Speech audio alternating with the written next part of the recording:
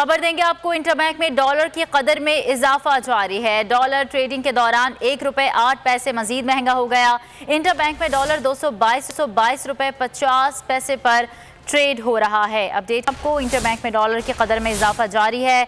Dollar trading के दौरान ₹1.08 मजीद महंगा हुआ है। इंटरबैंक में डॉलर 222 रुपए 50 पैसे पर ट्रेड हो रहा है। इंटरबैंक में डॉलर की कदर में इजाफा जारी है। डॉलर ट्रेडिंग के दौरान ₹1.08 मजीद महंगा हुआ है। इंटरबैंक में डॉलर 222 रुपए 50 पैसे पर ट्रेड हो रहा है। अहम अपडेट आपसे शेयर कर रहे हैं। इंटरबैंक में डॉलर की कदर में इजाफा जारी है।